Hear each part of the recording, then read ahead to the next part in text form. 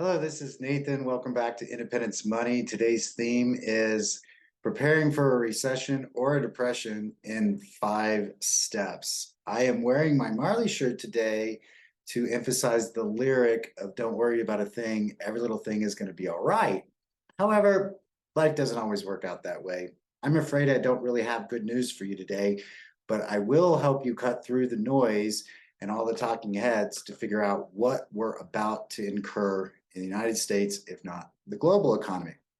So there's a cute little quote from the Atlanta Constitution dating all the way back to 1938 that gives us some clarity between a recession and a depression. And it says, a depression is when wages are cut so low, no one makes enough to live on. And a recession is when the price of everything goes up so high, no one makes enough to live on. Basic point is they're about the same. One traditionally is a little longer than the other. One traditionally is more global than the other, but they're both not a fun rodeo to ride through. Recessions are typically scary. We dealt with one in recent economy during the coronavirus pandemic, but it didn't last long. It was like 2 months.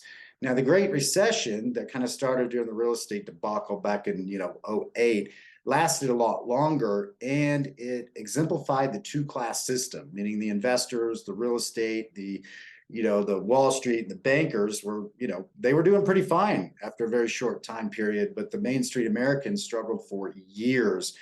It takes away Americans' comfort in the economy. It leads to falling asset prices, reduced job security, and job losses. And that, ladies and gentlemen, is the facts of the matter. Inflation and unemployment are very correlated, almost like the teeter-totter back in the old school playgrounds. If unemployment is really low, inflation's high. The Fed's trying to crack inflation. Statistically, the only way that happens is if unemployment goes up.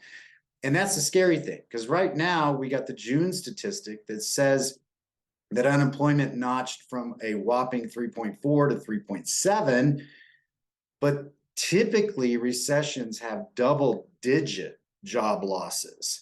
So it could get, in essence, 3 times worse before the Fed backs off and inflation is reined in. So the big question I have for everybody, and I'd love your votes and comments on this, is are we already in a recession? My experience of spending a whole career in finance is the government kind of officially announced, hey, you remember that really sucky period 6 months ago? That was actually a recession. But good news is now we're out of it, right? So they kind of like backcast it once it's already solved. And there's a reason for that. There's a reason why the government won't announce it. Number one, we're heading into election season as soon as next year, right? Number two, Americans stop spending. The economy runs on expenditures. So if they say, hey, guys, we're in a recession, people get scared of their job security, they stop spending, they start saving, slows down the economy, almost a self-fulfilling prophecy, pushing us for sure into recession. So they don't really want you to know. Going back to the election, since 1900, a century and 20-something years, only one president has won re-election with a recession occurring sometime in the last 2 years of their first term. William McKinley. Don't remember much about that guy. So let's get into some statistics here. The U.S. economy has a 64% chance of a recession by the end of 2023, according to Bankrate. Economic experts say the U.S. recession is coming.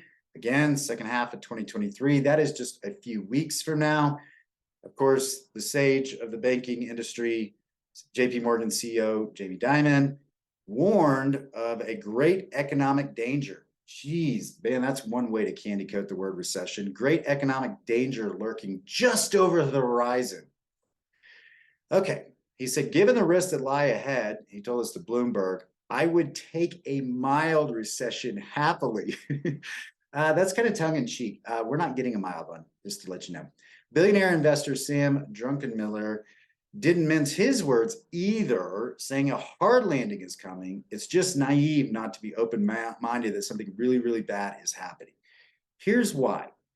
I don't listen so much to the talking heads. I look at history, I look at facts, mostly numerical facts and statistics.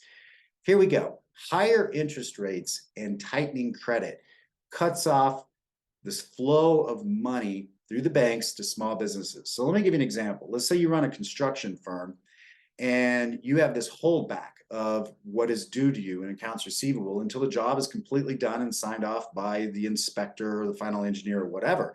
Meanwhile, you got to pay your workers, right? So you have to borrow money, or called float money, to cover the labor pool before you get paid your accounts receivable. A lot of manufacturing jobs are the same way. As crediting tightens, they can't pay their bills, they can't pay their workers, hence unemployment. We have had the demand and supply for loans is now close to 2008 levels. I remember that period. I started a business in the year before, in 2007. Nobody would lend a small business or lend against home equity during that time period. So that's a scary statistic for me. We have another research paper by some really educated people, including 3 Fed officials, that said, quote, immaculate disinflation has never happened before. So this goes back to a soft landing or a mild, meaning that's what the Fed hopes for. That's what everybody hopes for, is like inflation just cools down, but the economy keeps going, the party keeps going. Guess what, guys? It's never happened. These researchers reviewed 16 episodes since 1950, when a central bank like our Fed raised the cost of borrowing to fight inflation, which at this point has kind of gotten the cat out of the bag. And they looked at the United States, Canada, Germany, United Kingdom. In each and every case, a recession has resulted. Kind of goes back to this time it's different. No, it's not. Another key indicator, yield curve has been inverted. Look at treasury bills. The 1 year or the 3-month or the 1 year are higher than any other. Long ones, long bonds, meaning long could be 5 years, 10 years. The short bonds are paying a higher interest rate than the long bonds. That is a telltale sign that inflation or that recession is imminent. Forget what the government says and the talking heads. Let's look at the CEOs that are running the country. These men and women, 93% of them report they're preparing for a recession in the next 12 to 18 months. 93. They're the ones running the economy more so than the government. That's a pretty good indicator. Who does not get it? The investor. The S&P index is up more than 10% so far in 2023. I think that's a little bit of a delusion, not giving investment advice. I think it's a little bit of delusion. The bandwidth is very small. It's a very small and concentrated amount of stocks that have a large percentage of the S&P that are pushing it up. This gives the majority of Americans a feel-good sense of well-being because their 401k plan hasn't taken a hit. If and when that turns around, that is going to be a major problem because people will feel poor. So let's go to these 5 steps here. Let's take some basic mathematical advice here. Take a detailed look at your finances. There over 40% of Americans would have to borrow for as little as $1,000 emergency expense, according to Bankrate. That is how fragile the consumer is. We could lose up to 250,000 jobs, is what they're projecting, again, according to Bankrate's first quarter economic indicator poll. If you look at this chart here from September 1978 to present, we've detailed the dot-com peak, the Great Recession peak, the coronavirus peak. Every single one of them, joblessness has been in the double-digit territory during these recessions since the 1980s. Start preparing for it. I'm not saying go out, be irrational and make panic decisions. I'm just saying shore up your finances here. We have 1/3 of Americans worried about job security. We have 2/3 worried they won't be able to cover their basic living expenses. And this kind of goes back to what I said earlier. If the government flat out said you're in a recession, people start tightening their belts, slows down spending, consumption, further gives us indicators that we're going into one. So I would say, number 2, make building an emergency fund your top priority. I have a little financial calculator on my desk. I literally plugged in a $3.50 cup of coffee every single day, gave it a hypothetical interest rate for, say, 6%, 6.5%, I forget, and ran it out over a few decades, and it's like 50 grand. I mean, that's how much little things like going and spending, eating out and getting a coffee versus making or drinking it at home cost. So look at saving for emergencies and create the habit. So let's talk about the big bad word budgeting. I like to do top-down budgeting instead of bottom-up. Bottom-up feels very depressing and restrictive. You got to look at every single item, add it up, get in a fight with your significant other about who's spending more, et cetera, et cetera. Go top-down. Just shave off a percentage of your paycheck.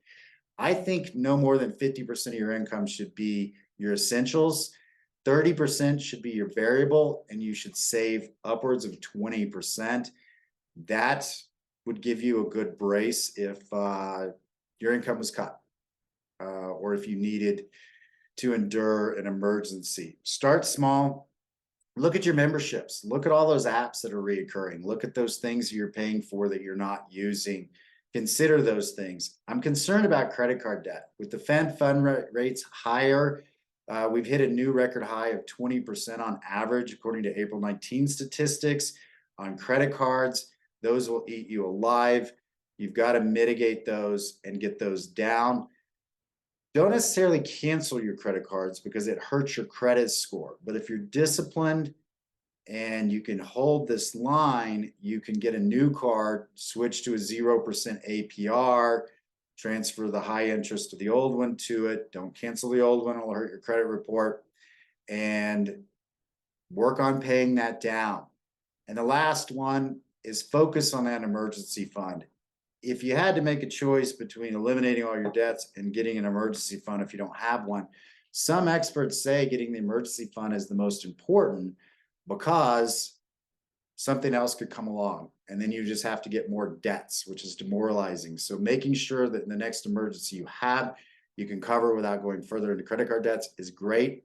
There's an awesome website called Undeadit.org, I believe, that helps you put in your balances, your interest, your payments, minimum and extra payments, and helps you kind of sort how to pay off credit cards.